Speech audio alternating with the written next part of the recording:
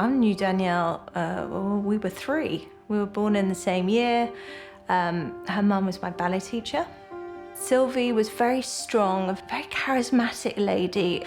But Danielle and I knocked around for years, you know, as children, growing up together and kind of growing into young adults together and mothers together. And she was my go-to friend. My mum and her mum, my mama, started Future Dreams in 2008. Both of them had had breast cancer before, but they'd both been re-diagnosed and were going through treatment at the same time. I was really little when my mum died, so I don't really remember much, but she left a message about Future Dreams and that if I wanted it, the charity was mine to take over, which is something I would like to do. I think Danielle and Sylvie felt very passionate about the next generation, and especially having Amy, their daughter, their granddaughter, and kind of seeing the future through her eyes. They wanted to start the charity because they were thinking of me when I'm older. They didn't want me to go through anything alone.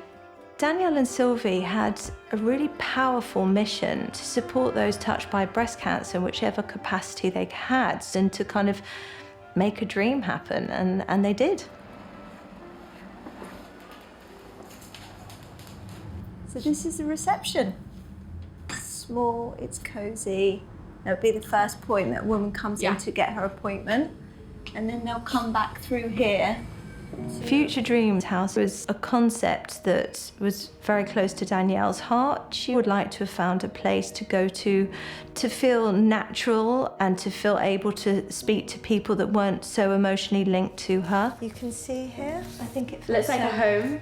And it just feels so quiet and calm here, not scary. More and more women are being diagnosed with breast cancer, and so there needs to be more and more support. There isn't anybody to show you how do you wash hair that's going through chemo, how do you stop all the skin from shedding from the end of your fingertips, how do you still eat when your mouth is full of ulcers and you can barely speak. You muddle through. Running your hand through your hair and seeing it fall out, is really distressing, because it's kind of like you're watching yourself fall apart.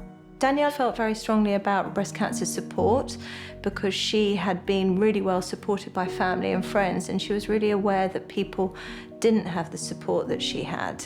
Whilst going through treatment, I found it really hard, and I felt very lonely, if I'm honest. You know, being with really close friends, but that you feel like you are the elephant in the room, you're the person with cancer. There's a lot of support that is required. There's emotional support, there's physical support. And I think that really within the NHS and within the clinical setting, we're not able to address all of those problems and give it enough space for those women. And that's where Future Dreams House can really help hugely. So this front space here will be a very large kind of counselling and therapies such as acupuncture, reflexology, and these are all treatments that kind of support women who are having side effects through breast cancer treatment, and also to relax and to unwind, and it's so calm. It's so nice and quiet. I know, it's lovely, isn't it? You don't realise how much it impacts on your family, actually. I don't think I realised for a while how much it impacted, especially my mum. People tell you to be positive, and it's like, well, sometimes you're not going to feel positive. Sometimes you're going to feel really negative, and that's okay. And sometimes you might want to talk about your death, and people find that really hard. My eldest was a real thinker, and I noticed one day that my laptop was in his bedroom, and when I looked at the history on it, he had Googled what will happen the week before my mum dies of breast cancer. Sometimes just meeting another woman who's gone through the same as you, and you are seeing them in a situation which is outside of a hospital and outside of a clinical institution, you feel much more relaxed and you are able to be yourself. So this is the multifunction space, We're very lucky to have partnered with Breast Cancer Haven, who run the UK's leading breast cancer support services. There are more and more studies that are coming out that women who exercise every day and have improvements in their diet do better. They survive longer and their outcomes are better. So this is not the soft, fluffy stuff. This is really important. For what I've been through, I would say yes to anything, because I just want to make my next journey that's about to start be the best it can be. When I read that I was going to have to take a particular drug for 10 years, and that really shocked me, because that really kind of hit home that this was super serious. This is not going to just be 1 year that's going to be a bit of a blip in the road. This is something I'm going to have to be dealing with for a long time. I don't think you can do it alone. I think anyone that says they can is lying, because you really need help. And I think something like the Future Dreams House is so important. You know, you can go in there and sit and relax, or just chat to someone. We wouldn't be able to do this without all the support and all the people that are coming on the journey with us. It's making us stronger, and we want to continue this and to have big, ambitious goals to keep, raising money for support, awareness and research, and continuing their legacy.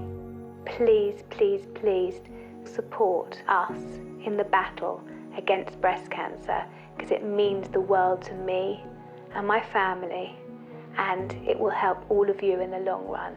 So thank you for being here and for all your support. My mum and my mama had so many things they wanted to happen that they didn't get to see, but I hope that I can make those things happen, and in the future they will happen for them.